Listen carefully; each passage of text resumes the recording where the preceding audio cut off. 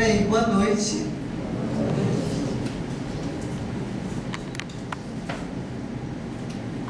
Hoje nós escolhemos, depois de tantos temas, tantas palestras, nós escolhemos depois da morte. Tem tudo a ver mesmo com o fim de semana, né? Depois da morte, ser ou não ser? Eis a questão. Shakespeare. Na verdade, nós nos situamos na doutrina espírita, né?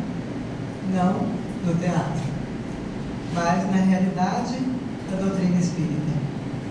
Então, falando de alma, a alma é algo imaterial.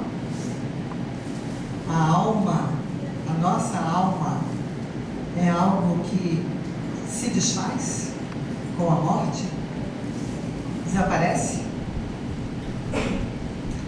Muitas pessoas têm relação com essa pergunta, no sentido de que acham que estão vivendo uma vida e apenas essa vida, e que após a morte do corpo, tudo finda. Quer dizer, elas não acreditam na continuidade da nossa vida, porque a nossa vida não se fixa só na matéria. A nossa vida, realmente, quando Deus nos criou eternos. Nós somos centelhas divinas e estaremos presentes sempre, através dos tempos, dos séculos, dos milênios. Jamais nós perderemos esse algo tão precioso que é realmente a nossa identidade. Cada um de nós é uma pedra preciosa para Deus. Cada um de nós é um filho amado de Deus. Então, cada um de nós tem que entender que depois da morte, na verdade, a alma continua a caminhada dela, já como espírito, porque o espírito encarna e nós nos tornamos almas. Almas que vão viver, vão aprender, vão crescer, vão desenvolver todo o seu potencial. E o potencial que a alma veio para desenvolver é o potencial realmente de evolução. Nenhuma alma encarna, nenhum espírito encarna e se torna uma alma encarnada para perder tempo, para que o seu tempo seja diluído em puro lazer, ou não fazer nada, ou, na verdade, não colocar a vida, a alma que tem aquele tempo de vida, colocar esta vida a favor dela mesma, no sentido dela crescer como alma encarnada e depois lá no mundo espiritual como espírito.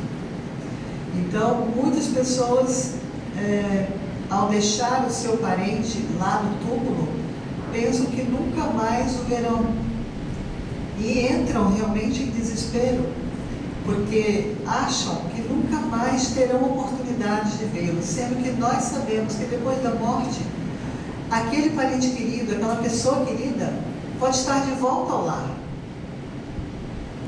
porque o corpo ficou lá no cemitério, mas o espírito ganhou vida novamente, saindo daquele corpo que estava problemático, porque partiu por uma doença ou por qualquer situação, e aquela pessoa querida pode estar de volta ao lar e está ali no meio da conversação de todos aqueles que perderam aquela pessoa. Quantas vezes a gente sabe que, batendo uma fotografia, sai alguém que não estava na carne, e ao revelar a foto, a gente vê aquela pessoa desconhecida, ou conhecida se é um parente ou um familiar, que veio para a foto também, que quis aparecer na foto. Quantos de nós não temos oportunidade de vermos, depois daquela morte, alguém retornar e mandar um recado? E o recado é conhecido, porque é característico daquela pessoa.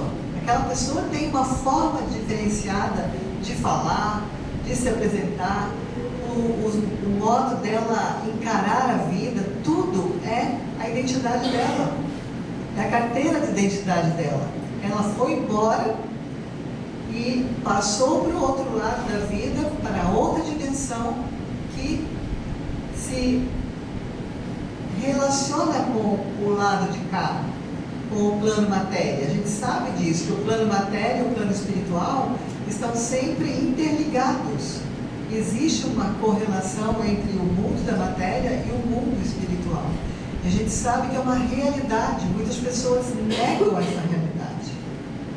E como que a gente vai negar num livro, por exemplo, como Violeta na Janela, em que uma jovem parte e, ao partir, ela passa o que aconteceu com ela do outro lado da matéria.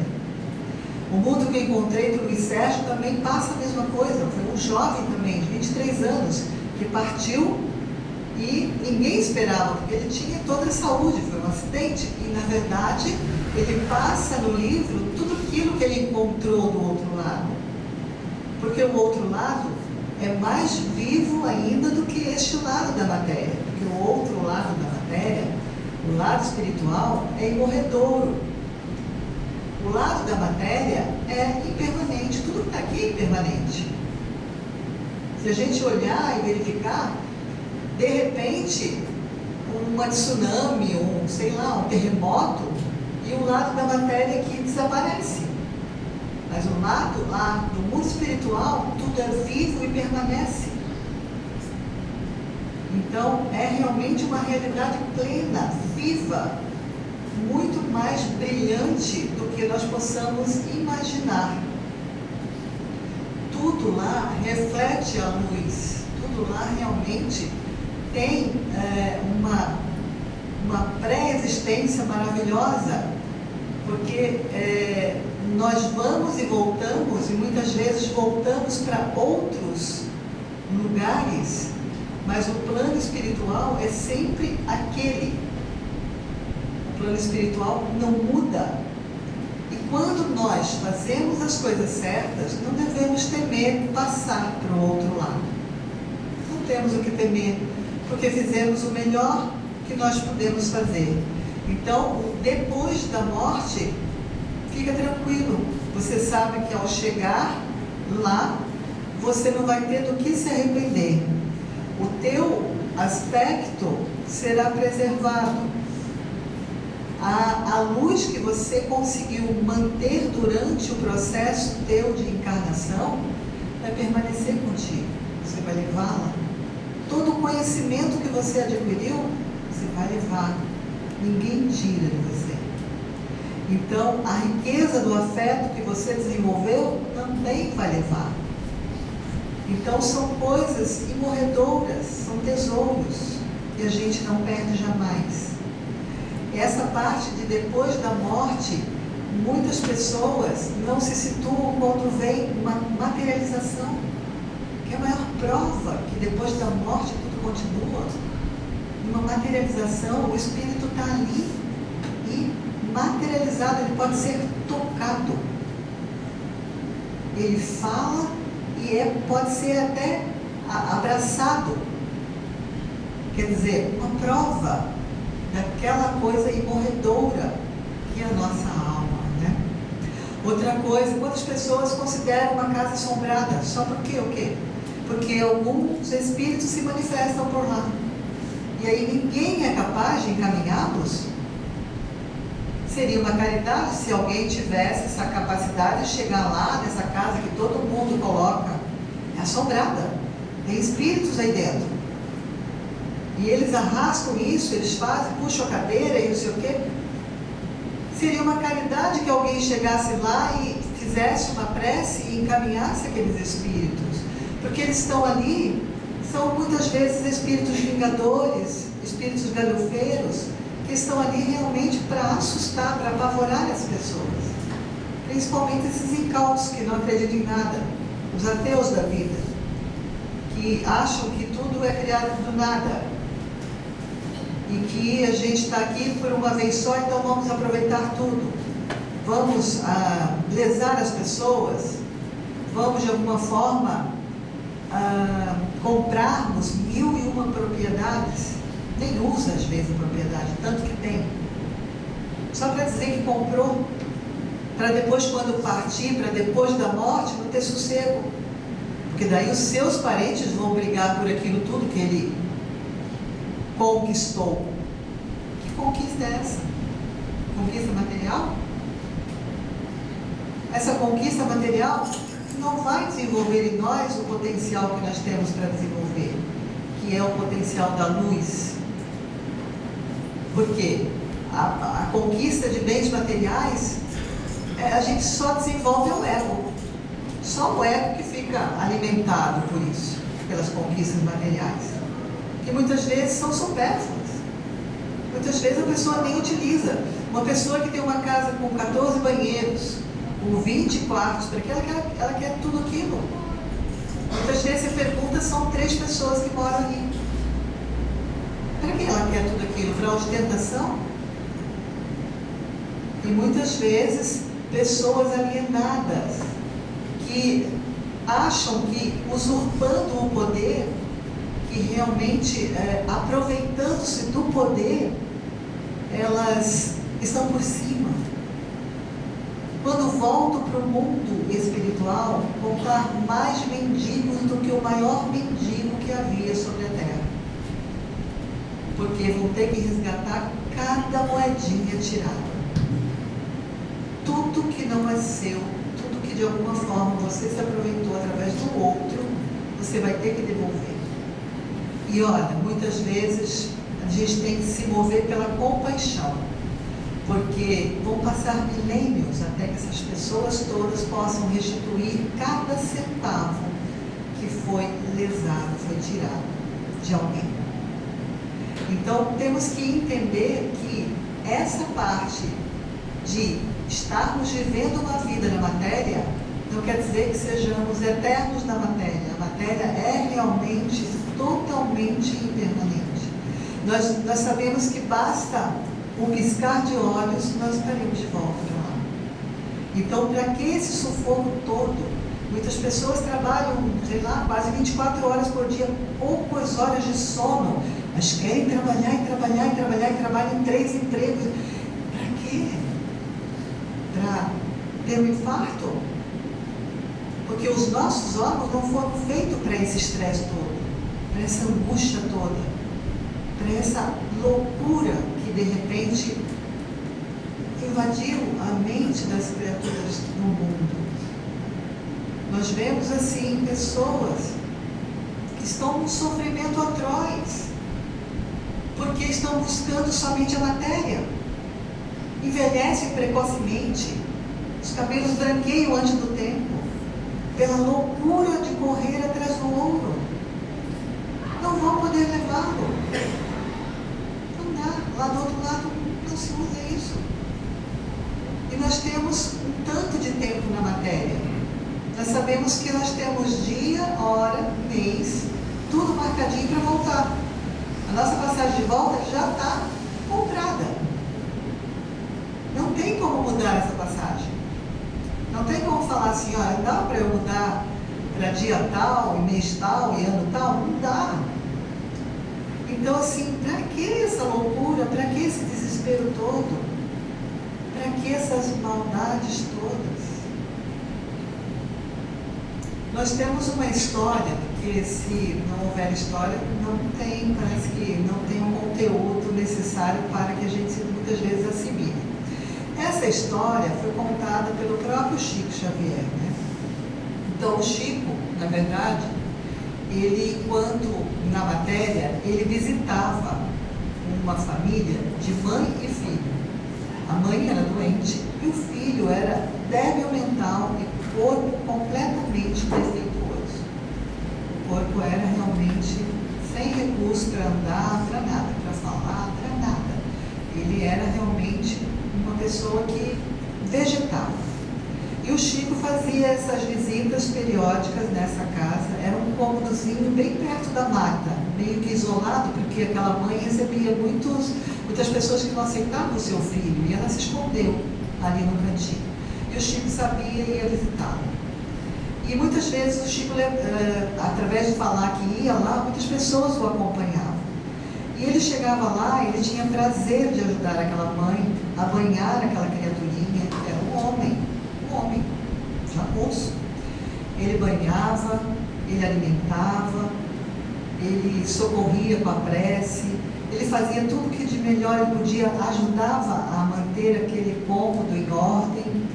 E as pessoas que estavam ali falavam para o Chico assim, até tinha um médico nessa ocasião que perguntou ao Chico, será que não era permitido a gente fazer uma eutanásia?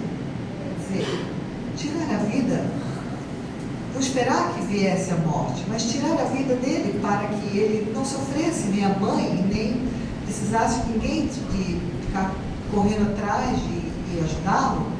O Chico falou, não, jamais. Esse irmão que está nessa matéria, ele, quando esteve encarnado a última vez, ele usurpou o poder. Ele praticou tudo quanto era coisas erradas com relação ao poder que ele detinha na mão. Abusou, torturou, matou pessoas. E muitas dessas pessoas estão lá no mundo espiritual e o odiavam, e perturbavam e torturavam essa criatura. Ela precisou voltar para a carne e não tinha merecimento para ter um corpo perfeito, nem uma mente perfeita, porque abusou de tudo isso. E aí ele voltou para se esconder nesse corpo defeituoso e nessa mente alienada. Para quê? Para aqueles que o perseguiam lá no mundo espiritual, o torturavam, o surravam, não mais o alcançassem. Muitos deles ainda o perseguem. E ele, na verdade, assim na matéria ele está preservado. Eles vêm assim, eles falam, não dá nem para mexer porque ele está destruído. Quando ele retornar, o tempo que ele tiver na Terra e retornar, esses espíritos já estarão reencarnados. Ou de alguma forma o tempo fez parar com que eles, de repente, até esqueçam desse problema que passaram com ele. E o perdoem. E quando ele retornar novamente, no tempo de Deus, será o tempo de fazer toda essa limpeza com relação a ele, para que ele tenha sossego no mundo espiritual. Porque as pessoas acham que fazem aqui na matéria e não vão receber lá no mundo espiritual. Todos aqueles que eles prejudicaram vão estar lá como cobradores. E vão persegui-lo, e vão realmente judiar daquela pessoa. É como se fosse uma prisão quando volta para lá. A prisão das pessoas, dos espíritos, que vão de alguma forma, e muitos, prejudicarem aquele que retorna para o mundo espiritual. Então fazemos o bem o quanto podemos. E essa criatura precisa estar assim nesse corpo, encarnada, e não podemos praticar a eutanásia de jeito nenhum. E aquele médico recebeu essa lição do Chico, com relação a deixar aquela criaturinha passar por aquela provação, por aquela dificuldade, porque aquilo lá era bênção na vida dele. Era uma forma dele ter sossego, que o tempo cura. E a gente sabe que o tempo cura, né? Quantas pessoas, depois de um certo tempo, acabam diminuindo a raiva, diminuindo o ódio, diminuindo a vontade de revidar aquela pessoa que a prejudicou. Então nós sabemos que o tempo é realmente um remédio, é a cura. Cada um de nós tem esse tempo para se curar, cada um de nós. Muitos de nós pedimos para, ao retornar na matéria, pedimos para realizarmos várias obras a favor do bem. que nós iríamos fazer, que nós iríamos mudar, que nós iríamos realmente realizar algo a favor do próximo. Quantos de nós fizemos uma lista de atitudes que tomaríamos para não pensarmos só em nós, mas no outro? E quantos de nós nem sequer nos lembramos disso? Nem sequer temos oportunidade, através até de um amigo que nos convida, de uma vizinha, em que nos convida, olha, vamos fazer tal coisa, é para benefício, é para ajudar, a entidade está precisando. Sempre teremos uma desculpa na ponta da língua. É um parente que chega, é uma viagem que vamos fazer, é qualquer coisa dentro de casa que nós estamos ocupados e nós fugimos da raia. Quantos de nós fazemos isso? E na hora do sermos realmente aquele que Deus espera que nós sejamos, aquela alma iluminada, nós realmente não praticamos aquele bem que era para nós fazermos. E aí a gente acha que o dar a esmola, o tirar o dinheiro do bolso e dar para uma pessoa que pede, nós já estamos fazendo a nossa caridade, que nós realmente estamos fazendo tudo que é de bom. Sendo que se a gente tira esse dinheiro do bolso e dá, a gente está dando realmente o que está sobrando. Não é nenhum sacrifício para nós. E a verdadeira caridade é o sacrifício das horas. Nós sabemos que as horas que nós dispomos livres, que nós colocamos nessas horas, a oportunidade de fazer o bem, de prestar socorro, são as horas mais valiosas das nossas vidas. Quando nós voltarmos para o plano espiritual, nós vamos fazer assim, ó, meu Deus, quanto que valeram aqueles momentos em que eu passei assim, fazendo o bem para o meu próximo, desconhecido. Porque as pessoas acham que tem que fazer o bem só para os familiares, só para aqueles que são da carne e do sangue delas. E não é assim, não funciona dessa forma. Os familiares nós temos quase que uma obrigação de cuidá-los. Mas aquele próximo, desconhecido, que você nunca viu, mas que é necessitado e que precisa de você naquele momento. Essa é a verdadeira caridade. Em que você dispõe as suas horas livres e realmente preenche essas horas com algo bom. Nós sabemos que a nossa alma é algo maravilhoso, que ela se ilumina quando nós fazemos o bem. Todas as vezes que nós estamos fazendo o bem, uma luz reveste esse nosso corpo físico. E nós sabemos também que a nossa luz, a luz dessa aura, né, que é essa luminosidade que nós temos, a nossa mais ou menos deve ter assim uns 2 a 5 centímetros. E a do Chico, adivinhe quanto que ela media enquanto ele estava aqui encarnado, que foi realmente colocado, que foram pesquisar e viram 10 metros. 10 metros de aura. Então veja quanta a quantia de benefícios que o Chico prestava. E que nós temos que ampliar. Porque nós podemos também. Por que não? Nós também somos capazes de fazermos a diferença no mundo. E o nosso Brasil está precisando muito da gente. Das nossas vibrações positivas. Não mais vibrarmos no negativo, não mais vibrarmos com as sombras. Toda vez que aparece sombra, a gente tem que colocar luz. O Brasil precisa muito, e como os demais países do nosso planeta. Vibrarmos pelo planeta é realmente abrir o coração. O planeta Terra, enfim, em todas as nações do nosso planeta está precisando muito do nosso planeta, da luz que a gente pode enviar através dos nossos pensamentos, através das nossas palavras e através da nossa pensamento, palavras e obras. São muito importantes nesse momento. A favor do bem, sempre vibrarmos pela luz. Se vermos alguma coisa que não é correta, não vamos vibrar para que mais sombra apareça para aquele, para aquela. São irmãos nossos. Um dia alguém vibrou por nós. Um dia alguém fez prece por nós. Porque nós também erramos, e erramos muito.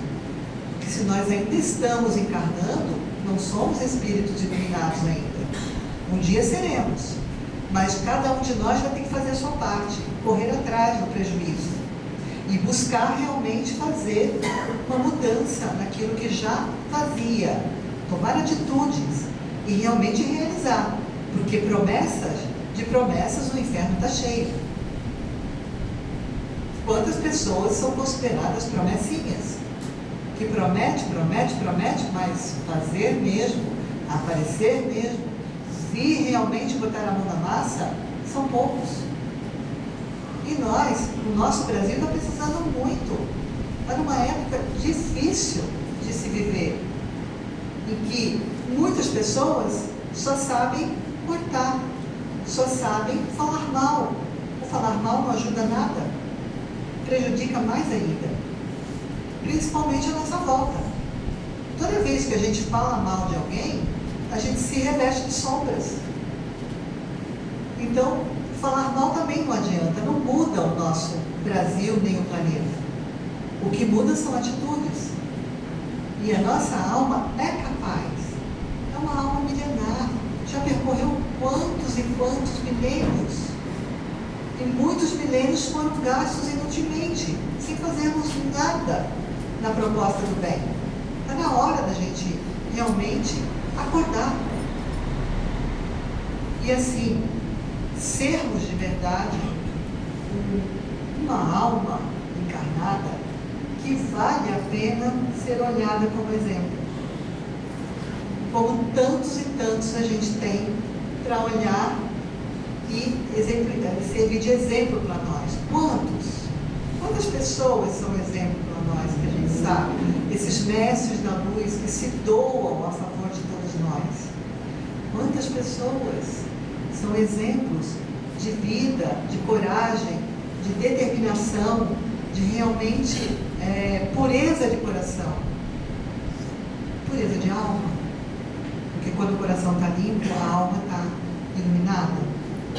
E é isso, gente, o recado que eu tinha para passar para vocês, que vocês possam aproveitar muito, assim, no dia a dia e mudarem concepções.